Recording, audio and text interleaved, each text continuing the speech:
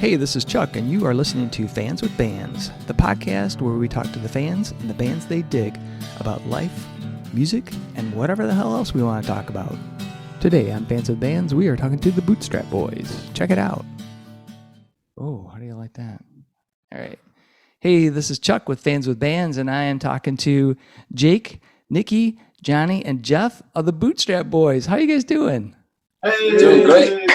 Awesome. It's fantastic, man. So I think the very first time I saw you guys was at Dark Horse. I think it was like a 4Elf show. I'm trying to remember when that was, but I think the most memorable time I saw you guys was at Ironfish. I think it was the Hats and Horses. They're kind of like a derby, their Kentucky Derby thing, and you guys played out in that barn. And there's just people all over dancing and having a great time. And I was like, man, this is fucking awesome, man. And I was, what I really loved about your band is that it's kind of that old school country, the country that like my dad used to listen to that I still love, as opposed to like new country, which I mean, you guys could be fans of that. I don't know, but I really love the old school vibe. And I was curious, like, what was it about the old school country for each of you that made you want to like play that music? And well, the whole thing started with this concept of me. I really wanted to write an album that was like what I guess my idea of country music was, in 5 songs, and call it Country Songs for Sale as an EP. And that is what happened, but it went way beyond what I initially started as, and it turned into a lot of new stuff. But it started out because I was obsessed with old cowboy songs, and so were the rest of us. And we were like, let's play a few of those tunes, and a couple Marty Robbins songs later, we were like, all right, let's do it more. Let's write some stuff, Yeah, awesome. So, Jeff, how about you? What got you into wanting to play country music? Well, I joined partway through, and the reason I stayed was because of Jake's original songs. Awesome. I often tell him that his lyrics are the reason I stayed in the Bootstrap Boys when they brought me on to a couple shows in the UP. And it's really Jake's original music. That's why I'm here. Cool. And Nicky, how about you? It's when I joined the band, same reasons as Jake. I was super into the Marty Robbins old school cowboy and like harmony songs when we first started. I wanted to do something like that, project like that, where we could have really simple instruments and complicated harmonies. Nice. And Jonny, how about you, man?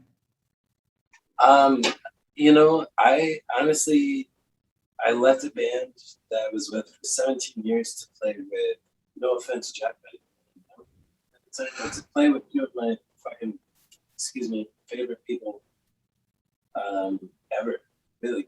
Because Jake and I all worked at a coffee shop together. So did and Goldie. Yeah, so yeah. Goldie. And awesome. So and out there. So I really wanted the experience because I really wanted to be on the road more and to play more in general, I guess. And so now, I don't know, I'm sort of living my dream right now. Cool. That's awesome. I've been in the band for maybe a year and 4 months. It's his first day. He's still on the honeymoon with it. Oh, you have no idea. I wake up in the morning and I'm like, I'm at a campsite and there's all this amazing stuff happening around me. Yeah, it's just smell of bacon. Awesome. Yeah. And so I picked up the latest album, Between the Hat and the Boots, which I think is fantastic. Love that album. It again, that kind of old school country that I really dig. But I was curious, like, what was the inspiration for covering that Woody Guthrie song, all you fascists are bound to lose. I mean, I didn't even know it was a song. I heard like this version of it. I forget even whose or where, and I was like, "What? This is a thing, and it's so poignant for our times." Like, we just had to pick it up and run with it. I think I played it on my phone when we were playing in Wisconsin. It was the middle of winter, and there was nobody in the bar we were about to go playing, and I just randomly found it on YouTube. We were like, "Well, gotta learn that one now." Yeah, so it just went directly into the playlist right away, and there was never a second thought. It's also a crowd tester to see if people will leave or not. Like, see who we want to hang out with after the set. A crowd tester. Awesome. I love it.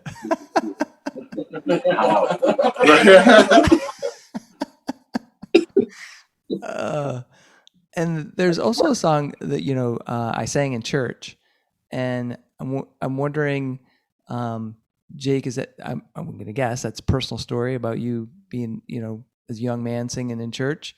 Sure, yeah. Yeah. You guessed right. Yeah. So how important is that song to you and the rest of the band as far as the foundation? Did you all have that? Because I know that there's quite a few people I've talked to that in music, particularly vocalists, that's where they started. Whether they're singing in a heavy metal band or a country band, a lot of people started in church, and they got that. That's where they got their vocal chops from, or musicians. So I was just curious, like, was that a foundation for everyone or just you? I think, well, I can't speak for everyone, but I can speak specifically for my own foundation. Like, at the same time as I was singing in church, I grew up in a house that was obsessed. My mother was obsessed with Elvis, and then therefore I was obsessed with Elvis. So at age of 5, I was in those slippery socks before church, slipping and sliding on the coffee table, doing my best, impression of the King. And Awesome. then in church, I'm sure I was like the little girl in that Christmas movie Prancer, where she's like the loudest person singing in church. That's awesome. Oh, that's fantastic. Did anybody else have any like church backgrounds as far as like getting inspiration from music? Yeah. Yeah. Awesome. I mean, I sang in church as well. It's the thing. Yeah. The sound you guys have, it's very, again, that roots of country Americana music. It seems to transcend geography, right? Because you guys are from like mid Michigan, west coast of Michigan. What are your thoughts about that as far as being a country band where you've got definitely a sound like you could be down in Tennessee? I lived for a couple of formative years in Tennessee in 98 and 99, in my early 20s, and hung out down there a lot. And, probably every time I drink around someone with a Southern accent, a little bit comes out, but I do call everyone y'all. Easy because it's inclusive, and yeah, it doesn't, it shouldn't offend anyone. Yeah. Does anybody in the band have any actual Southern heritage? Do you got family that's from the South? Kansas. I do. I have 2 uncles that growing up were preachers in Kentucky, and I went down and spent a lot of time with them as a child. My Uncle John and my Uncle Bob, and both of them were heavily involved in the church. And my Uncle Bob, I think, is one of the remaining living members of the Kentucky Mountain Bible Holiness Association. And really? These Christians go hard. There's nothing wrong. And I didn't even mind look bad. They don't fuss with it. That's awesome. That's like a fake church. It ain't fake at all. So I like to try to get into dig in a little bit on the origin stories for you guys as musicians. Like, what got you wanting to play in a band, and where did that drive to make your own music start? Nick was actually born with a guitar in hand. I was gonna say, Nick's. For anybody that's not In general, seen you guys, fantastic guitar player. Seriously, dude. Fantastic. And that is my intro. I was 10. I was like probably 9 when I really. My dad showed me Jimi Hendrix. And I locked myself in my bedroom until I was 20. Only. It's an Awesome. absolute obsession. Fantastic. Still got it. Jonny, how about you? Well, I literally went through so many different things. So like you, I was young, but it was like violin and snare drum, and then what was it? Piano, and then guitar, and then back to violin. Went to college for guitar and vocal stuff. People said I was a good singer. The other person without a mic, just like, Never getting one. but then, like I just started picking up different instruments and stuff. I don't know. I shouldn't say I always wanted to be in a band. I actually have a background in music theater, which is ridiculous the more I think about it. Like, You didn't know that. But I started writing my own music. Actually, two of my best buds pulled me aside and we started writing music together, and they started showing me the ropes because when they were 12 years old, they were putting out their own. Like years later, when they asked me to do something, like, hey, this is how you write the song. Yeah. Cool. I don't know. There's nothing like it, and I love it. Awesome. And playing with my best friends is trying to run this. So. That's fantastic. And Jeff, how are you? For me, it started with my mom forcing me to take piano lessons. Like I think when I was years old. Hey, man. I did that for like 5 years or so. She had an old acoustic guitar that I picked up. I liked that better. Worked a summer job, bought my first guitar, like Nick, locked myself in my room for years. Made a band with middle school friends. We were in 7th grade. We would go to the band room on our lunch break and play fucking Smells Like Teen Spirit over and over again.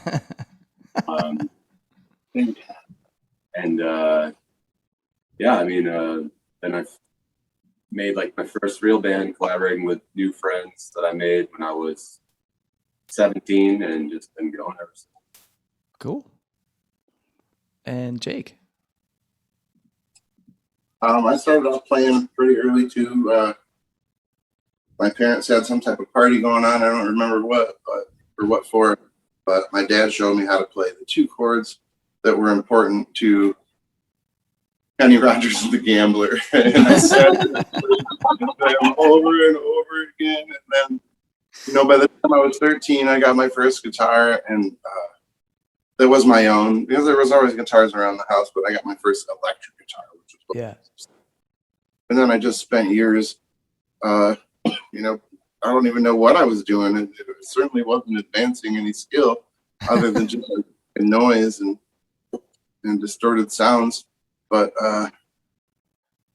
eventually it came around, and the rest is history. Awesome. Very cool. So I know you guys are constantly before the pandemic and now after the pandemic, you're able to get out there and do shows, and you've got a great circuit of places you play, particularly around Michigan. And I was curious, do you have a favorite area in Michigan where you like to go and do a show? And that doesn't have to be necessarily a place, but All of the UP, Right. This whole part of Michigan, and anywhere in the UP, all the way up to Copper Harbor at the farthest north brewery ever. It's just a beautiful drive to get up there. yeah. Was it Brickside? Is it Brickside or? Yep, that's the one. Yeah. Where the bartender is also the EMT. Right. Everybody's got 6 jobs. Awesome. Is that the true for all of you? I mean, that's what you like, is the northern part of the lower and upper UP? I mean, I love driving through northern Michigan. Yeah. Yeah. Yeah, I mean, driving to shows anywhere between Manistee and Traverse City, that stretch of like to Traverse City parties. Actually, I'll just go ahead and back it right on down to Benton Harbor, all the way up to Traverse City. That whole stretch of coastline. Just everybody who's along that coastline has a different mindset. They're like, "Woo, we're on the beach. Fuck it, let's party." You know, Right. Yeah. Here, I have a specific spot I really like. Yeah, I don't remember the name of the city, but it had that slanted door, that brewery, Ishpeming, and that disc golf course. Yes. Oh man, that was probably one of the more cooler venues and like beautiful landscape I've seen. So we played at Cognition Brewing in Ishpeming. Oh, my buddy Jay is it runs that place. Yeah, Yep. fantastic. Awesome. Yeah. Short and older. Yep. Yep. And Chris is the brewer, Chris Thompson. He's a great guy. Yeah, fantastic. Oh, yeah. Well, they're having some. Yeah, but we all disc golf, and we've hit that disc golf course there in I think it's Nobbinway, the next town over. Oh yeah. But it's built in that abandoned city around that abandoned mine or closed down mine. So it's like you play through the ruins of structures, walk down the beach with no houses and steps that lead to nowhere. All kinds of crazy stuff. I gotta check that out, man. I've not really played much disc golf, but that sounds cool as hell. Yeah, it's great. Awesome. And take the opportunity to officially challenge Full Chord to a disc. Brother.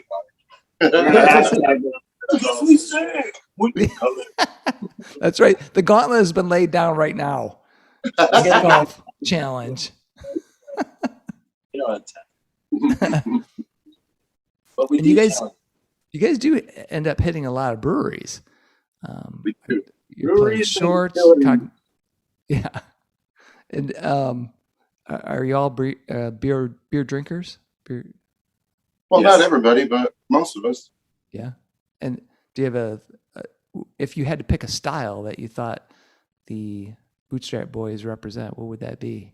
Like a style, like a style of beer. Yeah.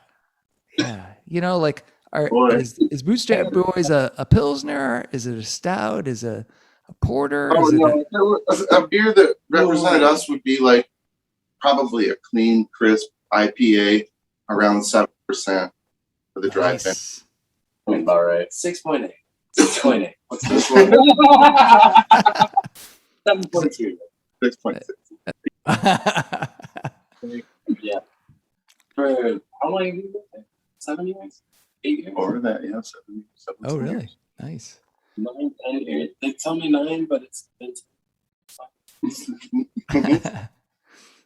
So we kind of talked a little bit about like how you guys got started in music, but was there a particular person or event that really like sparked you and inspired you to be a musician? So like, you know, Nicky, you'd mentioned like Hendrix, but was there a particular musician, and it could be somebody local to you, it could have been your uncle, but was there a particular person that that really inspired you and made you think like, you know, I want to jam? When I was a teenager, I met Marty Stewart, and I said to him, "You know, it's my dream to be up there doing what you're doing." And he said, "Well, son, do it."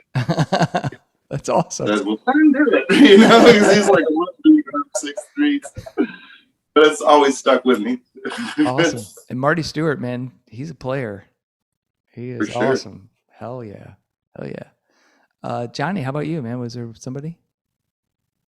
I didn't realize that I wanted to play music until I was later, like professionally. Mm-hmm. And it was my buddies that taught me how to play music.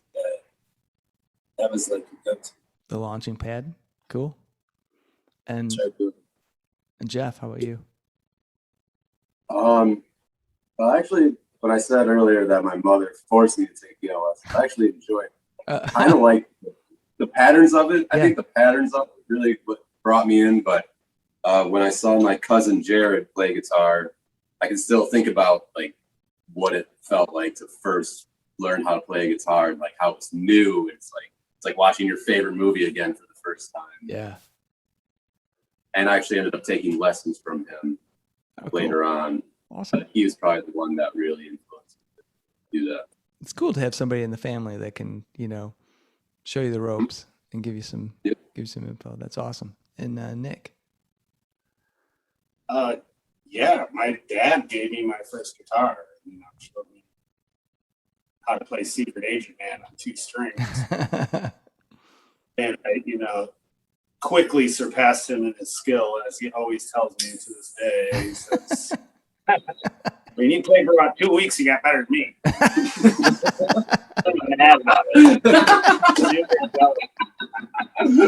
He's Well, going. it was more of an event that made me want to do it for the rest of my life. Was like plugging into a borrowed Marshall amp at the old intersection in Grand Rapids Oh, for a battle of the bands when I was like 14 years old, and I played a Blink-182 cover,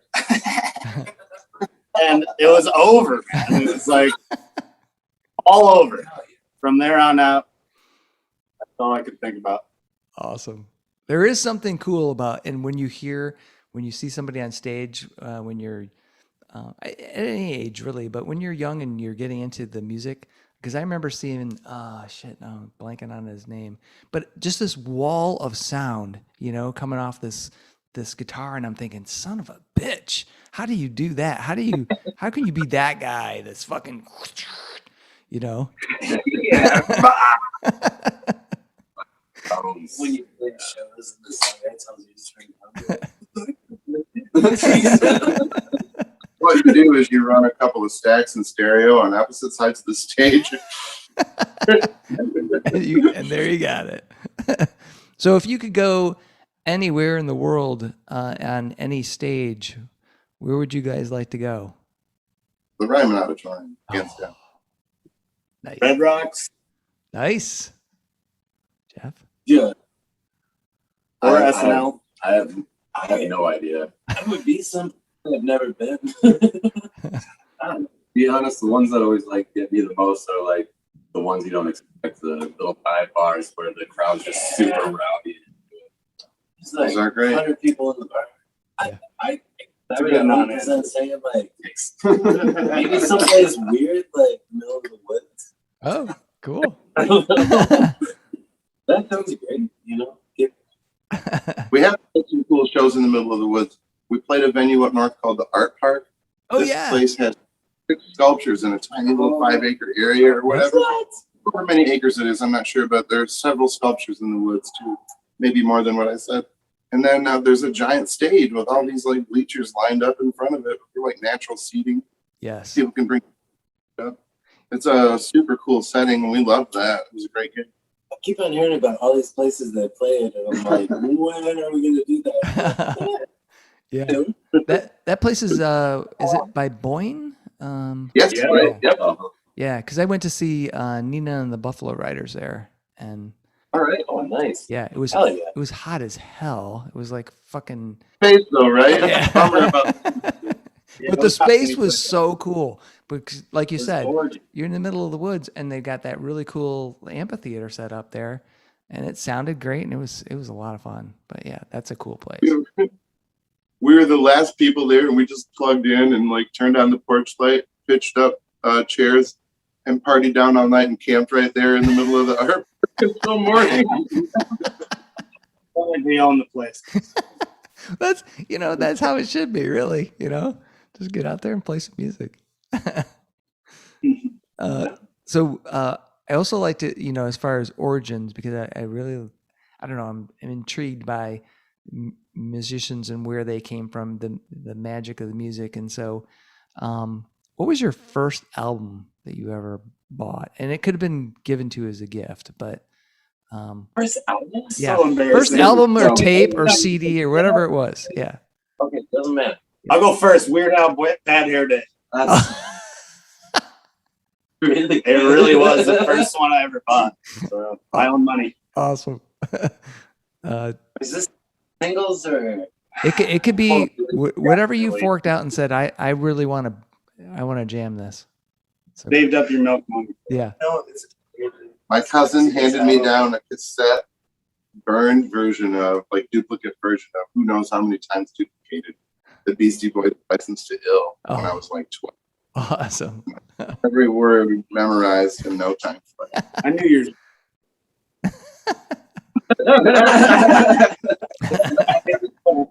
It was 2 years late, but that's what Jeff, how about you, man? Most of the stuff I heard was I had an older sister, so she passed down albums to me like Cake and Offspring and stuff like that. But the first album I ever purchased with my own money because of parental control was DC Talk. All right. Nice. I feel a little bit better about what I'm about to say. What was yours, Johnny? So I was big into singles when I was a kid. Uh-huh. So the first single I ever bought was Aerosmith's Crying single because Living on the Edge was the B-side. And I love that song.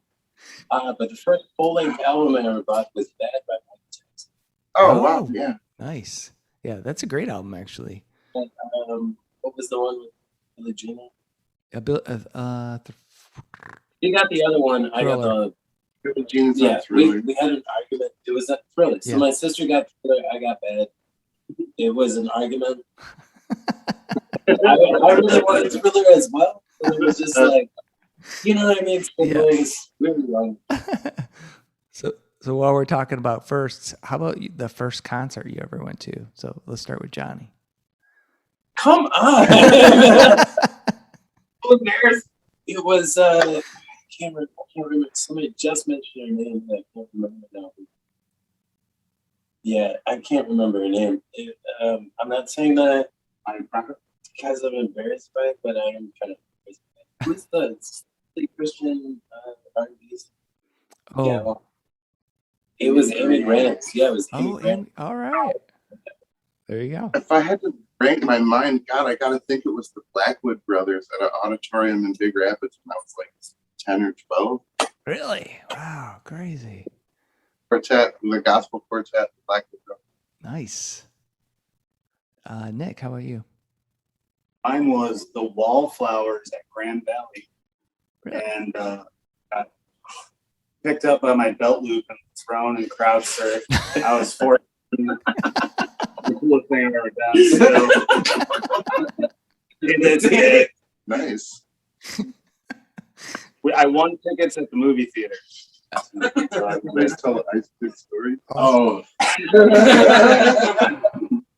Also, all before being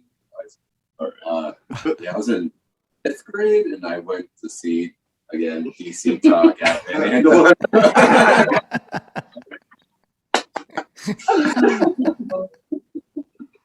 What will people say when they find out you're a Jesus freak? Slugs you back too hard. Oh man. Your first.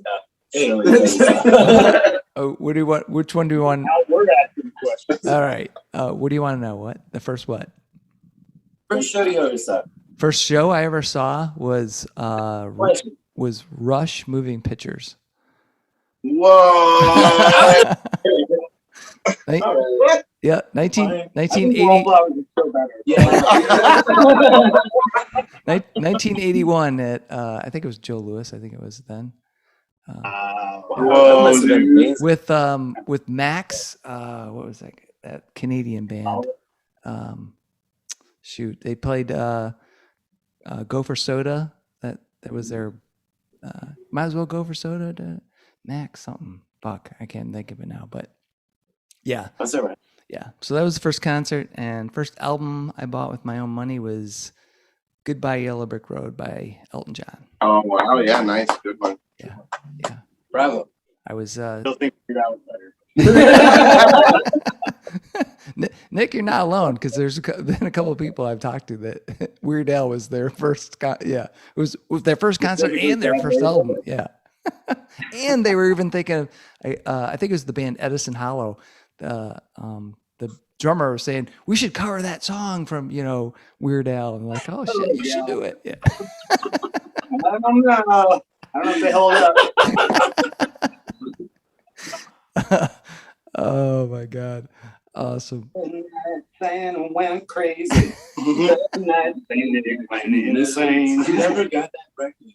I should prologue my earlier concert memory with the truth is the first time that I actually paid for a ticket to go see a concert Yeah. would have been like 8 years later, because I was raised in a super sheltered home where secular music was not encouraged.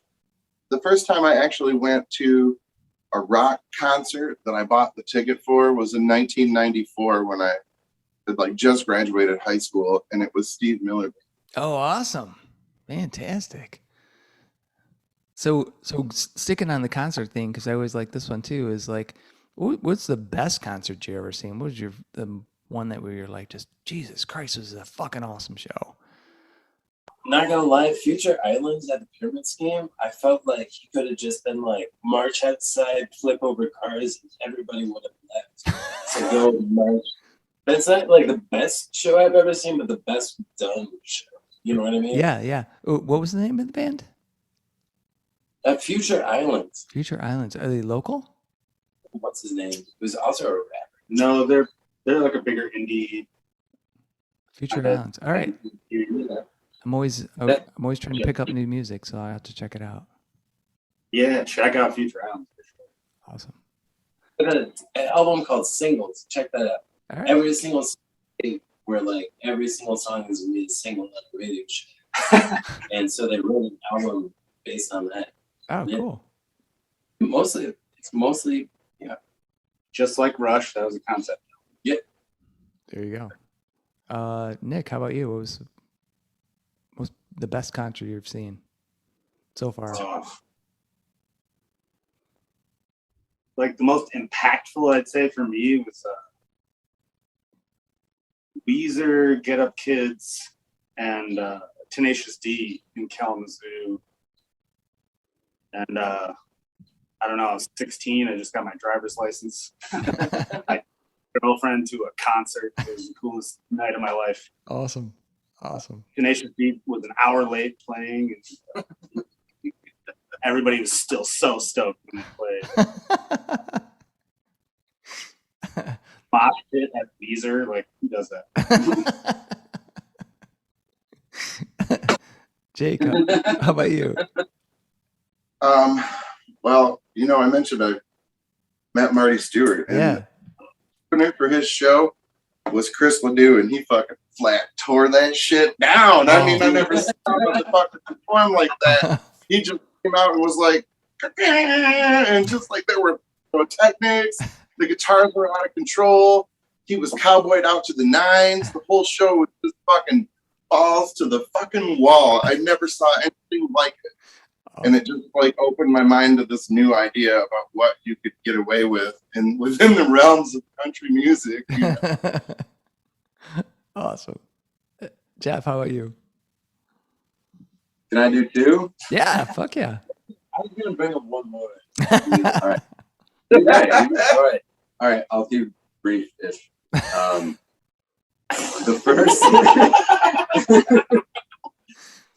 first one was this band from Texas called Insect Warfare came up to play the old DAC. Oh. And it was just insane, like brutal as fuck. People mosh pitting at the time, and that was my favorite band of all time. Like at that point, so like I was face to face with them, getting shoved into them. And this dude was screaming into my face. So that was awesome. The other one was Guar at the Intersection. It's not about Guar, who was not on the flyer. The opening band was a band called Insafirum from Sweden. They're a folk metal band. Yeah. I had no idea they were playing, but I've been listening to them for a couple of years prior and was way into it. And I heard like the first riff, and I was like, "Wait, the fuck?" I split through like from all the way in the back, all the way to the front. Like the whole crowd is like, "I'm watching." Awesome. No. Current Intersection. Right. No, everybody just got me interested. They weren't on the bill. Yeah, it was just cool. But I remember you told me the story. That was so I saw David Bowie before he died on a reality tour, and like it doesn't get better than that. That dude can just Oh yeah. On stage, man, his encore was he came on stage and did 5 years by himself. Oh my on a God. like Yeah. we can swear on that. Oh yeah. Oh yeah, man. Yeah. Get fucked, man. That was insane. Like, fuck you. Like, fuck. And, Yeah. like, I'll never forget, you know, you can see Yeah. this, but nobody else can. But, like, just like walking on this one single spotlight, Yeah. you have the guitar in the front, you whipped it to the front and start playing 5 years. Come on, Yeah. get fucked. That It was incredible. that's something I regret deeply, is never seeing David Bowie, because when I was a kid in high school, I was, I don't know, 17, and I used to get baked all the time, just like smoked down like no tomorrow. And we'd go over to this dude's house, and he was super cool, and we'd listen to some music, and he broke out Aladdin Sane by David Bowie, played that, and I'm like, the fuck is this? I was just like blown away. And then I became obsessed with David Bowie, and I started listening to, I got Ziggy Stardust and the Spiders from Mars, and listened to that album. Even today, you listen to that album, it's just start to finish, like just fantastic. So I envy you, Johnny, because I never got to see him. I don't know what the hell I was thinking. I think Glass Spider, maybe that was the tour you were on, but I remember seeing that coming around, and I was like, didn't bite on it. I think I was too heavily into Maiden and Judas Priest at that time, so I was like, I would like to say just to drive home the point of how good Chris LeDoux was in concert. I saw Nelson in '94 with "Asleep at the Wheel" as his backing band. oh shit. I saw I want to say '99. I saw the Rage Against the Machine Battle of Los Angeles tour in Detroit at Auburn Hills with Gangstar, and at the drive-in as opening bands. That was intense. It was insane. Me and 5 friends split a 10 strip, smoked a bunch of hash, and went to this show. It was the craziest. But Chris LeDoux on stage, a whole other animal. Like, it was a beast of its own. Awesome. So I'm kind of gonna spin right back into your music, and what is for each of you? What is the one song that you love to play when you guys are on stage? If you had to pick one song that you were like, I really want this in the set, and I want to play this. So, Can I have 2 again? all right, you can have 2. Changing the rules, man. All right, I'll take them. Go for it. Go for it. Okay, Wildcat Mountain is my favorite new song that we're playing because it just like fucking rips, in my opinion. But Strong Drinks for Heavy Hearts was the song. Oh, I love that song. Dude, the bass line is so damn groovy. Yeah. It's just like it's weird because it never stops except for those like 3 notes, the boom, boom, boom. And like other than that, I'm just moving the whole time, and it's like I lose myself in that song every day. I dig that. I really love that song. That's a good song. Wildcat Mountain is going to be on our new record, and it is going to it's going to slay, melt faces. But it's going to melt faces, damn it. Ripper, man. Yeah. Fantastic. Get you on the dance floor. Jeff, how about you, man? I think I'd have to go with Let's Roll. I think that was off what was that off of? All Boots Board? No, it's Between Half Boots. Nice. We get past the intro, I really dig it. Intro's hard. I just never know. It's always different. It's just them making noise until I start strumming, and then the song starts. And that's like assuming I start on the right timing or whatever. It was really fun rest right before the downbeat, which really adds impact. Jake, how about you, man? Well, Strong Drinks for Heavy Hearts is one of my favorite songs to perform. I think it's just got that combination of chords that kind of tells a story on top of a song. That Mm-hmm. one of my first forays into just telling a story or trying to tell a story that's, you know, not it's not like an autobiographical or a poetic tender moment or anything like that. It's just a story about these, you know, two different people, and then their relation is the, you know, I stole a chorus from a Bible verse and said strong drinks for heavy hearts. Awesome. And Nick? I just had it. Oh,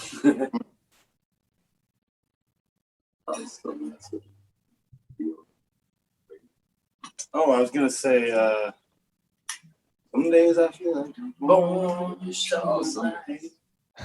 you got a new song that's really vibey. It's like a little slower than I'm normally like a person that's obsessed with fast-paced songs, Yeah. fast bluegrass songs. Yep. I like to keep people dancing and stuff. But this one's got like a walking pace vibe that I really love. It's like it really reminds me of like Leon Bridges or you know, something like that in that era, or like a New Orleans-y slow cool. kind of shuffle to it, and Yeah. I love it. So a beachy song, like you play it on the beach, and it makes sense. Yeah. Got a bop vibe to it. Doesn't even really have like a straight drum beat to it. Yep, and it's 2 chords. Oh, really? Awesome. So, you know, you guys have mentioned a couple of new songs. So I know that the last album, you know, Between the Hats and the Boots was like 2019. Is that in the works now? Or are you thinking of like another album in 2021, 22-ish? We do have 6 songs recorded currently, and another like 7 or 8, you know, written. Not that we've all gone through and mastered those other 7 or 8, Yep. but there are a few in the works. And I think the concept right now is that we just want to put out as many singles as we can from it until cool. we can reach the point that we're ready to put out the full album. Hopefully, you know, later this year, early next year, we'll see. Awesome. Awesome. Do you think So you'll lots of things are coming. Yeah, lots of singles coming, and then And music like I'm videos. thinking, you know, more music videos. Oh, cool. What- Very cool. I mean, I love the singles, but I got to tell you, I'm a vinyl man, and I love the fact that you released that last album on vinyl. It's so fucking Well, awesome. once this comes together as a collection, I'm sure we'll do the same thing again. Cool. Awesome. That's good to hear. That's good to hear. Just Right. want to show you. Oh, shit. Nice. Nice. That is fantastic, man. I love it. Like we do like our records around here. Awesome. So, got another question for you guys related to, you know, playing your shows and stuff. Like, do you have any pre-show rituals? Like something you just have to do before every show, every time you get on stage? I gotta like, you know, and it can't be tuning your guitar or tuning the No. drums. So You want me to tell them? I was just my listening. deepest secret. I can't tell. if it's a trade secret, you can keep it to yourself. But yeah. Listening to Travis Tritt talk to a comedian today, Whoa. Theo Vaughn, on a podcast, and he was saying that they do like college football teams, like they stand around each other in a circle and just slap each other's shoulders and go, "Let's go, guys! We got to try that." I'm not opposed. We're playing at a brewery. Love this. Like, Yeah, me too. Yeah. So the answer is no for me so far. We don't really have rituals. All right. bro. I'm gonna joke. I listened to Rhythm Nation by Janet Jackson. All right. Yes. Every band before that from 25 minutes.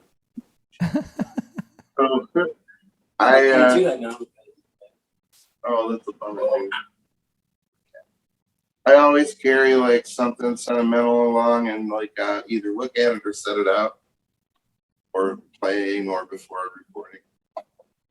Nice. Sometimes I'll set out a box of like stones that I like that I've collected or whatever, and just have it next to some sentimental things off on the side of the stage as like a Shrine. focal point, shrine, grounding thing to remind me.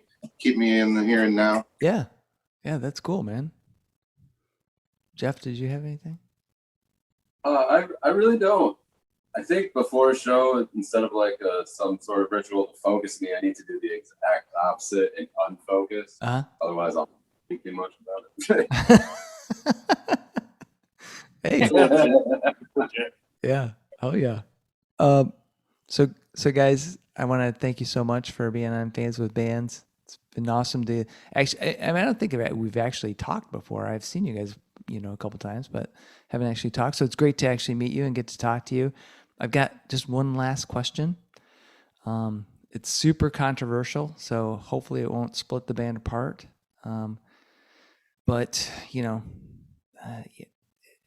just gonna throw it out there. Pineapple on pizza or no pineapple on pizza? Jonny.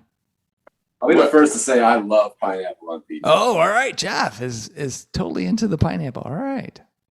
I'm neutral. I think your favorite pizza topping is the correct pizza topping. Total balance there. Jonny, what was yours? I said the same thing as Jake. All right. Take a stance. Yeah. I do love pineapple on pizza. For a long time, it was my staple go-to. I get sausage, pineapple, and jalapeno. Oh, Wow. I love it. I love that. Spicy, sweet, It's a balance. Spicy, It's sweet, all about balance. man. Have you ever had a mandarin orange on a pizza? No. Nope. I didn't even think they did that. Really? Especially with a spicy jalapeno, with a roasted jalapeno and mandarin. It's unbelievable. Wow. I So, also the. lime juice. Oh, well, that seems weird. But. Just a little. But that's what I've heard, because I'm not a pineapple on pizza person, but I've heard it many times that it's the jalapeno and the pineapple that sets the stage. So Gotta have that spice in there. yeah, Ham and pineapple is way too basic. yeah. Yeah, it's like, what am I at the BC Pizza Buffet on my lunch break? Yeah. If you can't do banana, all the work. It just has to have the vinegar. I feel like vinegar is sweet. There you go. Thanks again, guys. Thank you. All right, man. See you guys. Have a good night. Yeah. Peace. Cheers. Thanks to Jake, Nicky, Jonny, and Jeff for joining me on this episode of Fans with Bands. Get over to the Bootstrap Boys website and get a copy of all of their music. You will be so glad you did. Hit up their website or their Facebook page to see where they are playing next and check them out live. See the show notes for all the details and links. These are tough times for everyone in the creative industries such as music. Your support of live streaming, purchasing music, and merchandise is critical. If you can help out your local artists, please do. If you are in the Michigan area, consider following the Playing in the Detroit Area Tonight Facebook page. It is a place for fans and bands to support each other and share our combined love of music. Thank you all so much for listening. Be sure to hit subscribe on your favorite podcast service to get each and every episode of Fans with Bands. Spread the word by rating the show and leaving a comment. We want to hear what you think. You can keep in touch by following us on social media. This is a Life in Michigan production. Until next time, be well and kick out the jams.